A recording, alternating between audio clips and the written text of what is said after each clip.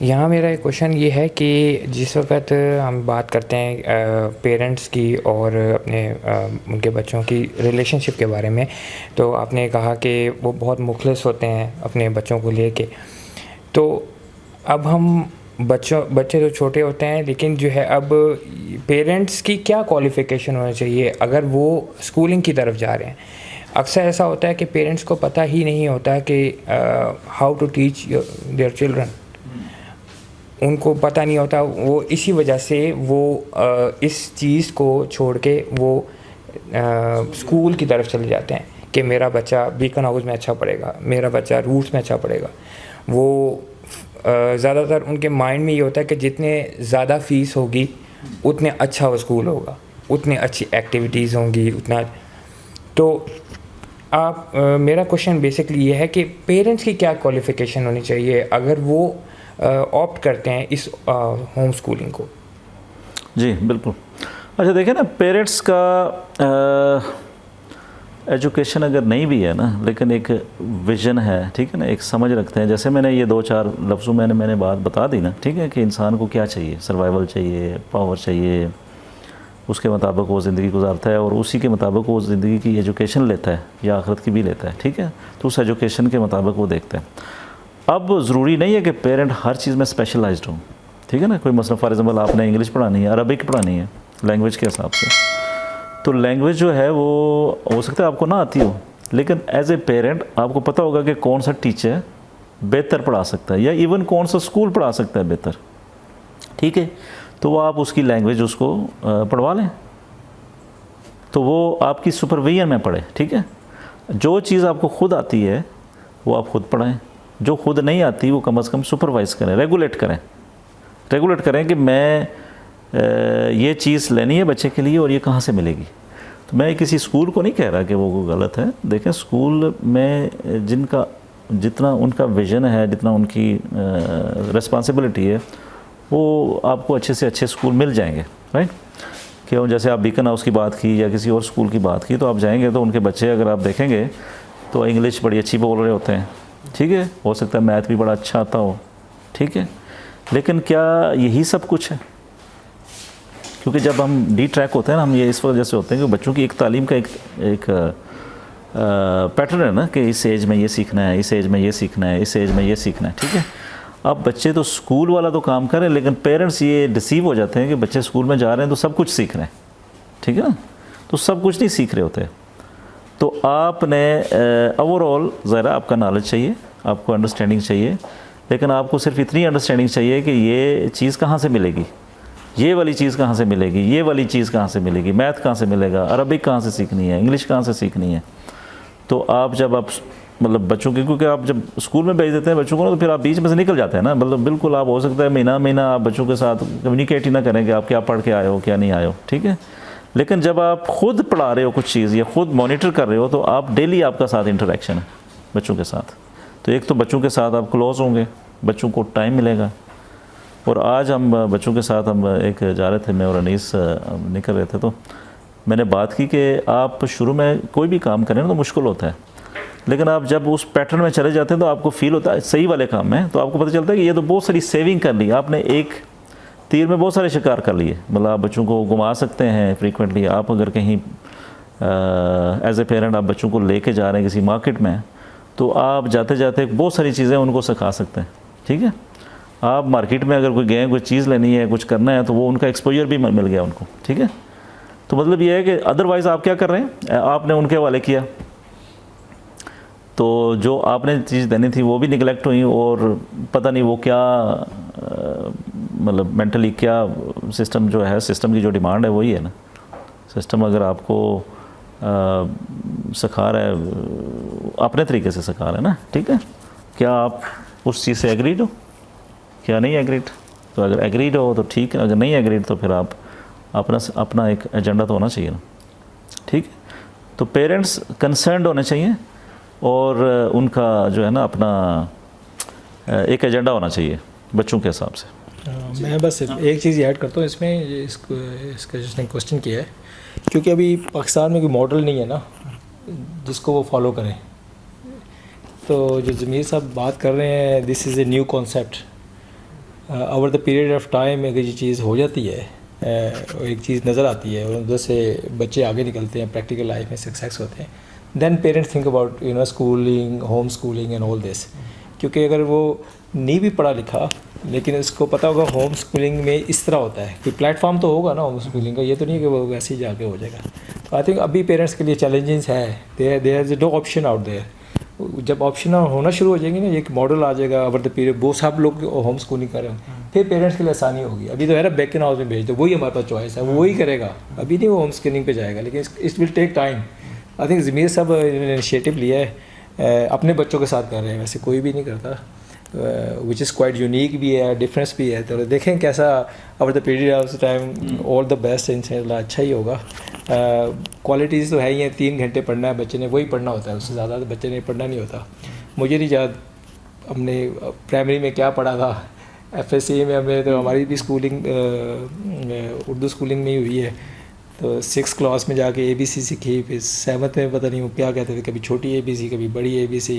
Over the period time वो जब आगे आए तो वो रट्टा सिस्टम, क्योंकि बड़ी क्लासेस शुरू हो गई, फिर वो रट्टा सिस्टम शुरू हो गया, क्योंकि इंग्लिश आती नहीं थी, तो वो फिर समरी याद करना। तो ये मैं अपना एजुकेशन एक्सपीरियंस बता रहा हूँ। अभी तो मैं UK में सेट हूँ, माशाल्लाह सब कुछ सही है, लेकिन स्कूलिंग के जो हम आपस में बात कर रहे थे कि मैंने कुछ सीखा नहीं था उस तरह, कि मैं निकल तो आया था, FSC भी कर ली, BCom भी कर लिया, ISM में भी कर रहे थे, लेकिन कुछ समझ नहीं आ रही थी कि कुछ पढ़ लिया है लेकिन क्या किया है कुछ समझ नहीं आई।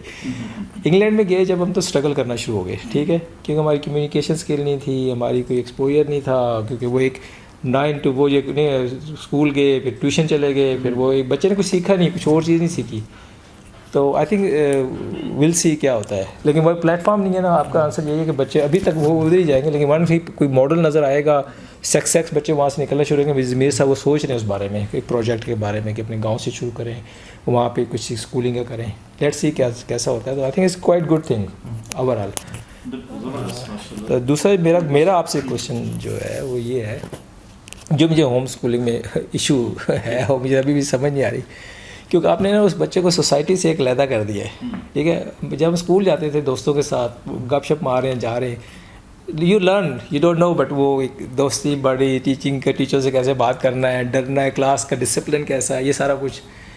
तो आप स्पोर्ट्स करते हैं, खेलते हैं, कूदते हैं, तो अगर स्कूलिंग में अगर आप 2-3 घंटे उसको रखाएंगे, इसको होम स्कूलिंग तो 2-3 घंटे की आपकी जो कॉन्सेप्ट है कि या तो उसके बाद क्या है, वो अगर सोसाइटी से अलहदा तो नहीं हो जाएगा वो बच्चा, उसको कैसे आप सोसाइटी के साथ इंटरेक्ट करेंगे। अगर सोसाइटी से अलहदा हो गया बच्चा, समझे वो तो फेलियर है, उसने जो पढ़ लिया तो उसको आप कैसे इनकाउंटर करेंगे, उसका आपके क्या जहन में, आपके क्या कॉन्सेप्ट है इस होम स्किलिंग के बारे में। Thank you. नहीं, थैंक यू अनीस भाई। ये अनीस भाई हैं हमारे जी, मैं पहले तो इनका तारफ़ करा दूं कि ये हमारे बहुत पुराने दोस्त हैं, हमने स्कूल पढ़ते भी इकट्ठे रहे, UK में भी बड़े इकट्ठे रहे, काम भी इकट्ठे किया। तो ये इस वक्त बड़े डायरेक्टर लेवल पे वहाँ पे कोई हाउसिंग एसोसिएशन है उसके अंदर जॉब कर रहे हैं, और ACCA क्वालिफाइड है, ठीक है। तो FCC हैं। तो मतलब ये है कि इनका बड़ा एक्सपोजर है, लंदन में ये इनका बड़ी अच्छे सेटल्ड है। तो ज़ाहिर हमने ज़िंदगी काफ़ी इनके साथ टाइम अच्छा गुजारा, तो इनका भी बड़ा ज़िंदगी एक्सपोजर है, ये दोनों चीज़ों को देख सकते हैं, UK को भी देख सकते हैं और पाकिस्तान को भी देख सकते हैं, क्योंकि पाकिस्तान में भी इनकी एजुकेशन है, जैसे मैं भी हूँ ऐसे ही है। तो मतलब ये है कि बताने का मकसद ये है कि ताकि जो हमारे जहन में कोई चीज़ें हैं, मतलब कोई हम कोई लोकल बात नहीं कर रहे, ठीक है, कि जैसे कि कोई हमारा स्टीरियोटाइप, कोई विलेज की कोई बात कर रहे हैं होम स्कूलिंग की, ठीक है। ये एक दुनिया में बहुत ही नायाब किस्म का कंसेप्ट है। ऑब्वियसली उसके अपना एक डिसिप्लिन है, ऐसा नहीं है कि वही होम स्कूलिंग है तो बस ऐसे ही बच्चे कर रहे हैं, कि एक डिसिप्लिन है। तो उस डिसिप्लिन के अंदर जो बिगर पिक्चर है वो ये है कि आपने जैसे एक बड़ा एक सिस्टम बनाना है ना, एक स्ट्रक्चर बनाना है। स्ट्रक्चर क्या है, मतलब उसमें जैसे मैंने थोड़ी सी रिसर्च की, थोड़ा समझा, उसमें यह है कि एक तो आपका करिकुलम है, तो एक करिकुलम है, एक है एक्स्ट्रा करिकुलम, जिसमें आपकी गेम्स हो जाएंगी, आपकी एक्टिविटी हो जाएगी, जो आप आर्टिफिशियल क्रिएट करते हैं ताकि बच्चा कुछ सीखे उन चीज़ों से, ताकि मतलब फॉर एग्जाम्पल गेम भी है तो गेम तो रियल चीज़ तो नहीं है ना, गेम है, लेकिन गेम से बच्चा बहुत कुछ प्रैक्टिकली जो चीज़ें ज़रूरत पड़ती हैं उनको सीखता है। फॉर एग्जाम्पल क्रिकेट अगर खेल रहा है तो वो टीम है, मतलब 11 बंदों की टीम है, तो वो एक कैप्टन होता है, एक मतलब लीडर होता है एक किस्म का, ठीक है। तो उस टीम को चला रहा होता है, और कैसे चला रहा होता है, उसको कैसे सुनना है, कैसे बात करनी है, कैसे मैं अपने रोल में रहना है, दूसरा किस रोल में रहता है। तो मतलब ये इसको करिकुलम कहते हैं। हमारे दौर में जब हम खेलते थे ठीक है, तो हमें कोई भी अप्रिशिएट नहीं करता था खेलने में, ख़ास करके पेरेंट्स से लेके टीचर से लेके, यार ये डंडे मार रहे हो हैं, ये क्या कर रहे हो, पढ़ो पढ़ो पढ़ो।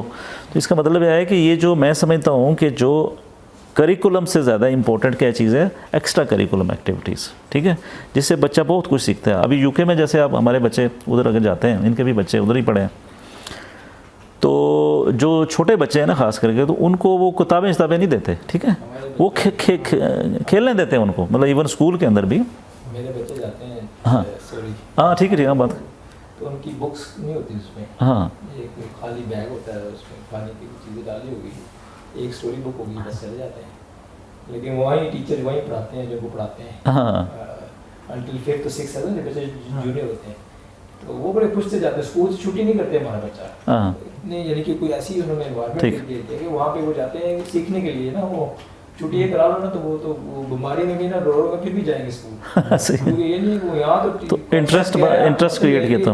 डर है ना यहाँ पे, जी, यहाँ जी। छुट्टी हो जाए तो हम सेलिब्रेट करते हैं, वो बहुत छुट्टी होगी, ये होगी। हाँ हाँ हाँ उधर उल्टा सा वो कहते हैं भाई ये क्या हुआ, छुट्टी नहीं कर रही, बेशक बुखार है, टेम्परेचर चढ़ रहा है, स्कूल भेजो। क्योंकि स्कूल में कोई इन्होंने ऐसा एनवायरनमेंट क्रिएट किया हुआ है कि भाई वो खेलते हैं, बातें करते हैं, बच्चों में डर है ही नहीं। हमारे टीचिंग सिस्टम में इतना डर है। जी जी, ऐसे ऐसे हमें अभी भी टीचरों के ख्वाब आते हुए आगे मारने के लिए, ठीक। तो डर ही नहीं है। वो टीचर को इतना कॉन्फिडेंस उनको दिया हुआ है बच्चों को। ये जो है ना, इस सिस्टम में बहुत सारी खराबियां इस तरह की है ना। अच्छा, क्योंकि कॉन्फिडेंस, बिल्कुल बिल्कुल, कॉन्फिडेंस हाँ बड़े वेरी इंपॉर्टेंट। ऐसे बात करते हैं जैसे कोई दोस्त आ रहा है, वो टीचर है, हम तो टीचर के सामने छुप रहे, डर रहे, खड़े हो गए हैं, कोई चक्कर ही नहीं है, ऐसा बस है। ठीक ठीक सही। सॉरी अभी बात कर, हाँ नहीं कोई मसला नहीं। तो नहीं सही, इसी तरह कहना है कि मतलब वो बच्चों को खेलना कूदना है और इस तरीके से, हाँ ठीक है, चेंज होनी है। जो जुबेर साहब भी सोच रहे हैं कि इसको शायद ये नया कोई सिस्टम लेके आना चाह रहे हैं, जो जिसमें होम स्कूलिंग है, उसमें ये जो एक चीज़ क्रिएट हुई भी है ना, इससे निकल के इस सिस्टम में शायद बेहतरी हो। इस सिस्टम का एक एडवांटेज जो मैं देख रहा हूँ ना, क्या है कि वो ये है कि हम लोग क्या है, जितने लोग इंक्लूडिंग माई सेल्फ, हमने सिस्टम में पढ़ा, और एक हमारा ऑब्जेक्टिव क्या था, ऑफिस में काम करना है, हमारा कोई ऑब्जेक्टिव नहीं था इसके अलावा। इस सिस्टम में जो मुझे लग रहा है, जो पॉजिटिव लग रहा है इस सिस्टम में, इस सिस्टम में उसके पास टाइम ज़्यादा होगा। इस सिस्टम में वो ऐसे कोई क्रिएशन करेगा, कोई नई चीज़, बिजनेसमैन बनेंगे इस सिस्टम में। इस सिस्टम में जो और सिस्टम है, इसमें हम डॉक्टर इंजीनियर यही एक हमारे पास और कोई चॉइस, बिजनेसमैन नहीं बन सकते, क्योंकि वो किताबें ही पढ़नी, FSC है, मार्क लेने इतने ज़्यादा। इस सिस्टम में बच्चे को पता है कि इसके पास 3 घंटे के बाद जो टाइम है, हो सकता है वो सोचे ये मोबाइल कैसे बनना है, हो सकता है कोई क्रिएट करेगा चीज़, उसके पास दिमाग पे टाइम होगा ना उसके पास। हमारे पास तो टाइम ही नहीं है, 9 से 5 7 मेरे लिहाज से इस सिस्टम में पॉजिटिव सही सही कि टाइम सेविंग है, काफी टाइम सेविंग है। उसको 3 घंटे पढ़ना तो 1 ही घंटा ही होता है, आधा घंटा में 5-6 तक तो कुछ नहीं पढ़ना ना हमने। अगर आज मैं सक्सेसफुल हूँ तो मुझे तो 7th 8th तक कुछ नहीं आता था, तो वो उस पीरियड में अगर बच्चा कोई और चीज़ सीखता तो वो हमसे 2 स्टेप आगे ही होगा ना। ऐसे ही ऐसे हम अगर आज सक्सेस हैं बिल्कुल इस ओल्ड सिस्टम के थ्रू भी, लेकिन सक्सेस हम बड़ी लेट से हुए हैं। हमारी लाइफ बहुत लेट से हुई है, हमने 25 26 27 साल जाके कोई एजुकेशन कंप्लीट हुई है। बच्चे को तो 18 19 साल में, इंग्लैंड में देखो तो 18 19 साल का बड़ा जवान बच्चा £1 मिलियन कमा रहा होता है। क्रिएटिविटी होती है, जब 30 का होता है ना, वो कहते हैं ओल्ड हो गए। यहाँ तो 30 पे शुरू होती है लाइफ।